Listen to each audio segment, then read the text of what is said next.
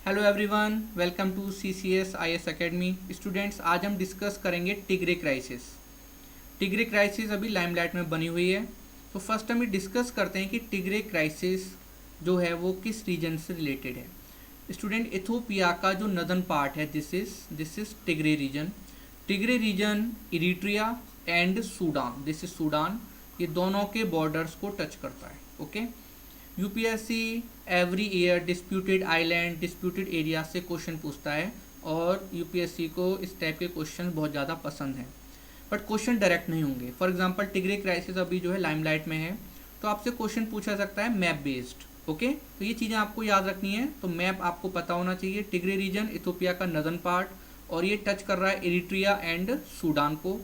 साथ में ये जो टिग्रे रीजन है ये हॉर्न ऑफ अफ्रीका का भी पार्ट है। Horn of Africa, horn of Africa में आते हैं Somalia. Okay, this is Somalia students. उसके बाद हॉर्न ऑफ अफ्रीका का पार्ट है Djibouti, Eritrea, Ethiopia and Sudan. That's why Tigray reason horn of Africa का भी पार्ट है। तो डिस्कस करते हैं क्राइसिस क्या है। लेक्चर को लास्ट तक देखिए तो आपको क्लियर हो जाएगा और आप इसे अच्छे से समझ पाएंगे कि एक्चुअली प्रॉब्लम क्या है। तो फर्स्ट हम डिस्कस करेंगे स्टूडेंट कि अभी ये न्यूज़ में क्यों है रीजन, बिकॉज यहाँ पर एक फेमाइन आया हुआ है। अभी रिसेंट में एक न्यूज़ आई है, एक रिपोर्ट आई है, और रिपोर्ट है आईपीसी। अब ये आईपीसी जो है क्लाइमेट चेंज वाला आईपीसी नहीं है, ये है student integrated food security phase classification. इस क्लासिफिकेशन में 5 पार्ट्स होते हैं, 5 लेवल्स होते हैं। ये क्लासिफिकेशन हमें बताता है कि फूड इनसिक्योरिटी का लेवल क्या है। ओके, ये रिपोर्ट जो है पब्लिश करता है एफएओ। तो एफएओ की रिपोर्ट होती है, इसमें 5 लेवल्स होते हैं। अगर आप लेवल 5 पर हैं तो फूड इनसिक्योरिटी बहुत ज़्यादा बढ़ चुकी है और वहाँ पर क्या आ चुका है, फेमाइन। बट इस टाइम पर जो टिग्रे रीजन में फेमाइन आया है ये मैन मेड फेमाइन है, ये नेचुरल डिजास्टर्स की वजह से नहीं है, ये मैन मेड फेमाइन है। सेकेंड, इस क्राइसिस को समझने के लिए हमें पता होना चाहिए कि इथोपिया में कौन कौन से एथनिक ग्रुप्स हैं। जब आप एथनिक ग्रुप्स के बारे में समझ जाएंगे देन आपको एक क्राइसिस बहुत सिंपल लगेगी। स्टूडेंट्स, एक्चुअली में अफ्रीका में जो लोग होते हैं उनकी प्रायोरिटी उनका होता है एथनिक ग्रुप एंड ट्राइब, और जिस एरिया में वो रहते हैं वो उनकी प्रायोरिटी होता है। उनकी प्रायोरिटी उनका कंट्री नहीं होता है। और दैट्स वाई आप देखेंगे अफ्रीकन कंट्रीज़ में सिविल वॉर चलती रहती हैं, तो अलग अलग ट्राइब, अलग अलग एथनिक ग्रुप आपस में लड़ते रहते हैं। नेक्स्ट हम क्राइसिस को डिटेल में समझेंगे और उसके बाद इसका क्या इम्पैक्ट है वो हम समझेंगे। तो स्टार्ट करते हैं। तो रिपोर्ट आईपीसी अभी हमने डिस्कस किया, आईपीसी की रिपोर्ट आई और उसमें बताया गया कि फेमाइन आ चुका है, मतलब लेवल 5 आ चुका है। फूड इनसिक्योरिटी बहुत ज़्यादा है, तो फेमाइन ने अफ्लिक्ट कर दिया है अबाउट 3,50,000 लोगों को। ओके स्टूडेंट, तो 3,50,000 लोग परेशान हैं। और रिपोर्ट दूसरी कुछ रिपोर्ट्स और भी आई हैं, उसमें ये भी बताया गया है कि अबाउट 1 मिलियन से 2 million, 1 million to 2 million, about 10 lakh से 20 लाख जो लोग हैं वो यहाँ से जा भी चुके हैं, और बहुत सारे लोग मारे जा चुके हैं। तो इस रीजन में स्टूडेंट अबाउट 6 मिलियन पीपल रहते हैं, तो जिसमें से बहुत सारे बंदे चले गए हैं। जो बंदे इधर रह रहे हैं वहाँ पर उनको फेमाइन को झेलना पड़ रहा है। ये सारी प्रॉब्लम्स यहाँ पर चल रही हैं। ये रिपोर्ट अभी आई है। आगे बढ़ते हैं स्टूडेंट। इथोपिया में जो एथनिक ग्रुप्स हैं ये समझिए। इथोपिया में first ethnic group Oromo, next है अम्हारा, और उसके बाद है टिग्रे रीजन में रहने वाला एथनिक ग्रुप जिसको आप बोलेंगे टिग्रियंस। ओके, टिग्रियंस, ओरोमो एंड अम्हारा, ये जो एथनिक ग्रुप्स हैं ये इथोपिया की टोटल पॉपुलेशन का है 60 to 70%। ठीक है, ये मेजोरिटी में है। टिग्रे रीजन में रहने वाले जो लोग हैं टिग्रियंस, इनकी पॉपुलेशन में इनका परसेंटेज, इनका शेयर है ओनली 6 to 7%। यहाँ से प्रॉब्लम क्रिएट होती है। होता ये है स्टूडेंट कि टिग्रे रीजन में रहने वाले लोगों को परेशान किया गया, उनका परसिक्यूशन होता है बिकॉज वो माइनॉरिटी में थे। देन 1970 में टिग्रे रीजन में रहने वाले लोगों ने मिलकर एक मिलिशिया ऑर्गेनाइजेशन बनाई। इस ऑर्गेनाइजेशन का नाम है TPLF, प्रेजेंट में भी ये वर्क करती है। TPLF, Tigray People's Liberation Front. तो 1970 में ऑर्गेनाइजेशन बनती है, इसकी पावर बढ़ती जाती है TPLF की। 1991 में इन्होंने गवर्नमेंट को टॉपल कर दिया जो इथोपिया की गवर्नमेंट थी, और 1991 में इथोपिया में एक कोलिशन गवर्नमेंट बनती है जिसमें 3 to 4 पार्टीज मिलकर जो है गवर्नमेंट बनाती हैं। और 1991 में जो गवर्नमेंट बनती है स्टूडेंट्स, उसके हेड बनते हैं, आपको याद रखना है, वेरी इंपॉर्टेंट, इनका नाम था मेलिस, इनका नाम है मेलिस जेनावी। तो मेलिस जेनावी 1991 में इथोपिया के प्राइम मिनिस्टर बनते हैं, बट ये लीड कर रहे हैं किसको, तो 3 to 4 पार्टीज मिलकर इन्होंने एक गवर्नमेंट बनाई है, तो कोलिशन गवर्नमेंट बन जाती है। मेलिस जेनावी 1991 से 2012 में इनकी डेथ हो जाती है, तो 2012 तक ये रूल करते हैं, ठीक है। अब 2012 में जब इनकी डेथ हो जाती है, उसके बाद प्रॉब्लम क्रिएट होती है। अब आपको याद रखना है, ये जो आप देख रहे हैं पिक्चर, ये हैं इस टाइम पर इथोपिया के प्राइम मिनिस्टर अबी अहमद की वजह से ये क्राइसिस आई है। क्या इनका रोल रह रहा है, ये आपको समझना पड़ेगा। तो क्या इनका रोल है, 2018 में अबी अहमद, जो कोलिशन पार्टीज थी, बहुत सारी जो पार्टीज जिन्होंने मिलकर गवर्नमेंट बनाई थी, इसके हेड बनते हैं अबी अहमद के जो फादर हैं ये आते हैं ओरोमो ट्राइब से, ओरोमो एथनिक ग्रुप से, ओके। तो 2018 में ये प्राइम मिनिस्टर बन जाते हैं। उसके बाद स्टूडेंट 2019 में अबी अहमद एक सिंगल पार्टी बनाना चाहते हैं, और इस पार्टी का नाम है प्रॉस्पेरिटी पार्टी। तो अभी मैंने आपको बताया था, जो अभी तक कोलिशन गवर्नमेंट थी उससे पावर, मतलब अलग अलग पार्टीज़ की पावर कम करना चाह रहे हैं, और अपनी पार्टी जो ये बनाते हैं इस टाइम पर, ये है प्रॉस्पेरिटी पार्टी। तो प्रॉस्पेरिटी पार्टी को ये सारी पावर देना चाहते हैं। जो दूसरी पार्टी हैं, फॉर एग्जांपल TPLF, अब ये नाराज़ हो जाते हैं अबी अहमद से, ओके। तो यहाँ से प्रॉब्लम क्रिएट होती है। प्रॉस्पेरिटी पार्टी बनाते हैं, उसको पावर देते हैं, दूसरी तरफ TPLF जो कोलिशन गवर्नमेंट थी उसको छोड़ देती है। आगे स्टूडेंट 2019 में ही ये इरिट्रिया के साथ एक ट्रीटी करते हैं, और जिसके बाद दोनों कंट्रीज़ में, इथोपिया और इरिट्रिया में, एक आपका पीस एग्रीमेंट हो जाता है। इसलिए 2019 में अबी अहमद को नोबेल पीस प्राइज़ भी मिला था, ओके। तो उनको नोबेल पीस प्राइज़ भी मिला था 2019 में, ओके स्टूडेंट। इतना क्लियर हो गया आपको। अब आगे बढ़ते हैं।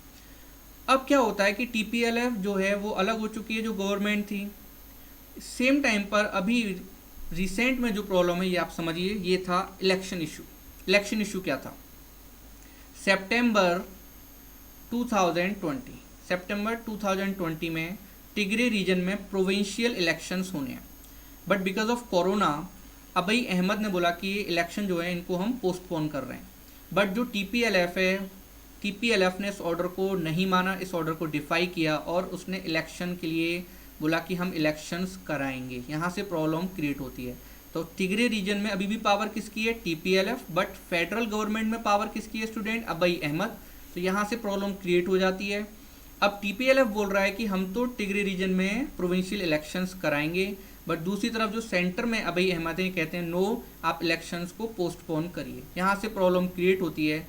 उसके बाद TPLF ने नवंबर में, ओके स्टूडेंट, नवंबर 2020, तो नवंबर में TPLF ने सेंट्रल मिलिट्री जो है, सेंट्रल के अंडर में जो मिलिट्री है उसके ऊपर, उसकी छावनी के ऊपर, गैरिसन्स के ऊपर अटैक कर दिए, जो छावनी और गैरिसन्स टिग्रे रीजन में थे।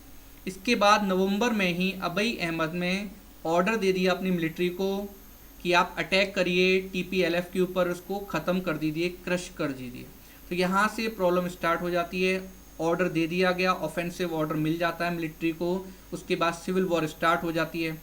अब इरिट्रिया का क्या रोल था स्टूडेंट, इरिट्रिया अबी अहमद को सपोर्ट करता है। तो एक तरफ ऊपर से इरिट्रिया ने अटैक स्टार्ट कर दिया, और दूसरी तरफ से स्टूडेंट आप देखेंगे नीचे से जो है, जो साउथ है, जो हमारा टिग्रे रीजन है, मैप देखिए। तो स्टूडेंट यहाँ से इस टिग्रे रीजन के साउथ से किसने अटैक स्टार्ट कर दिया, जो मिलिट्री है इथोपिया की मेन मिलिट्री, और इरिट्रियन फोर्सेस ने अटैक स्टार्ट कर दिया नॉर्थ से। साथ में अम्हारा जो मिलिशिया है उन्होंने भी अटैक स्टार्ट कर दिया। टिग्रे रीजन को घेर लिया गया। TPLF जो है वो, उनको बहुत ज़्यादा नुकसान होता है और उनको यहाँ से भागना पड़ा, और वो कहाँ जाते हैं, तो वो आपका छिप जाते हैं विलेजेस में जाकर और माउंटेनियस एरिया में। अब प्रॉब्लम ये आती है स्टूडेंट की, जब ये लड़ाई चल रही थी तो बहुत सारे बंदों को ये रीजन छोड़कर जाना पड़ा, ठीक है। साथ में एक प्रॉब्लम ये भी थी कि जो इरिट्रियन ट्रूप्स थे वो एड को, जो भी ह्यूमैनिटेरियन एड है इस रीजन में पहुंच रही थी, उसको वो लूट रहे थे, और जो वहाँ के टिग्रियंस हैं उन तक नहीं पहुँचने दे रहे थे। अब वर्ल्ड में न्यूज़ आती है कि इरिट्रियन ट्रूप्स यहाँ पर इन्वॉल्व हैं। तो पहले तो अभी अहमद ने मना कर दिया कि भाई ट्रूप्स नहीं है, बट अभी उन्होंने ये एक्सेप्ट कर लिया है कि इरिट्रियन ट्रूप्स भी हमारे साथ लड़ रहे हैं, बट उन्होंने ये भी बोला है कि हम उनको जल्दी ही बोल देंगे कि आप यहाँ से वापस चले जाइए। तो पहले ये एक्सेप्ट नहीं कर रहे थे, और इरिट्रियन ट्रूप्स स्टूडेंट यहाँ पर जो है एट्रोसिटीज़ में बहुत ज़्यादा इन्वॉल्व हैं। तो ये एक बहुत बड़ी क्राइसिस बन चुकी है इस रीजन के लिए। लोग परेशान हैं, बहुत सारे बंदे मारे जा चुके हैं, और जैसा मैंने आपको बताया फेमाइन इनको हिट कर रहा है। और स्टूडेंट साथ में अब ये जो रेफ्यूजी हैं, इस रीजन के जो बंदे हैं, ये बन रहे हैं रेफ्यूजी, और ये सूडान जा रहे हैं, कुछ जो है आपका सोमालिया वगैरह जा रहे हैं। ओके, तो ये बहुत बड़ी क्राइसिस बन चुकी है वर्ल्ड में। तो आगे बढ़ते हैं स्टूडेंट। नेक्स्ट आपको याद रखना है, ऑफेंसिव स्टार्ट हो गया था, इसके बाद अब इस टाइम पर टिग्रे रीजन को कंट्रोल कर रही है इथोपिया की मेन पार्टी। ओके, इथोपिया मतलब प्रोस्पेरिटी पार्टी अब कंट्रोल कर रही है, बट जो टीपीएलएफ के जो सोल्जर्स हैं, वहाँ के जो गुरिल्ला फाइटर्स हैं, वो जा चुके हैं विलेजेस में, और जो हिली एरियाज है वहाँ से वो अटैक कर रहे हैं, तो वो भी गुरिल्ला अटैक कर रहे हैं। ठीक है, तो ये अभी प्रॉब्लम चल रही है। अब इसका इम्पैक्ट क्या हो रहा है? इम्पैक्ट ये हो रहा है स्टूडेंट कि लोग परेशान हो रहे हैं। सेकेंड, सोमालिया में जो पीस कीपिंग फोर्स है इथोपिया की, वहाँ से वो उसको कम कर रहा है इथोपिया, और अपनी फोर्सेस को सोमालिया से वापस बुला रहा है पीस कीपिंग फोर्स को। तो सोमालिया में प्रॉब्लम अब बढ़ सकती है। नेक्स्ट आपको याद रखना है स्टूडेंट, इरिट्रिया और इथोपिया इनके रिलेशन बहुत अच्छे हो गए हैं। पहले तो ये आपस में लड़ाई करते थे, जो इरिट्रिया है पहले इथोपिया का पार्ट है, बाद में यहाँ पर जो है आज़ादी के लिए, इंडिपेंडेंस के लिए लड़ाई चली थी, और स्टूडेंट उसके बाद जो है इरिट्रिया एक अलग कंट्री बन गया था। बट इस टाइम पर अभी अहमद के टाइम पर दोनों कंट्रीज मिलकर अटैक कर रहे हैं टिग्रे रीजन्स के ऊपर, क्योंकि इरिट्रियंस भी टिग्रेयंस को पसंद नहीं करते हैं। तो ये दोनों कंट्रीज साथ में आकर उनको जो है क्रश करना चाहते हैं। तो इम्पैक्ट स्टूडेंट लोगों के ऊपर होने वाला है। अब वर्ल्ड को क्या करना चाहिए? तो इस टाइम पर UNSC, United nation security council, इसको स्टेप लेना होगा और इसको प्रेशर डालना होगा अभी अहमद के ऊपर कि वो रेस्टोर करें peace and law and order. जब ये प्रेशर पड़ेगा उसके बाद यहाँ पर न्यूट्रल ऑब्जर्वर्स को जाना चाहिए और देखना चाहिए एक्चुअल में प्रॉब्लम क्या है, बिकॉज स्टूडेंट इस टाइम पर अभी अहमद की गवर्नमेंट रिपोर्टर्स को भी टिग्रे रीजन में नहीं जाने दे रही है। ओके, तो ये सारी प्रॉब्लम्स चल रही हैं इस रीजन में, और अभी ये लड़ाई जो है मे बी ये अभी और लंबी चलने वाली है, और इसमें मासूम लोग मारे जाएंगे, इनोसेंट लोग मारे जाएंगे। लड़ाई पॉलिटिकल पार्टीज़ करती हैं स्टूडेंट, बट नुकसान जो होता है वो किसको होता है? इनोसेंट लोगों को होता है।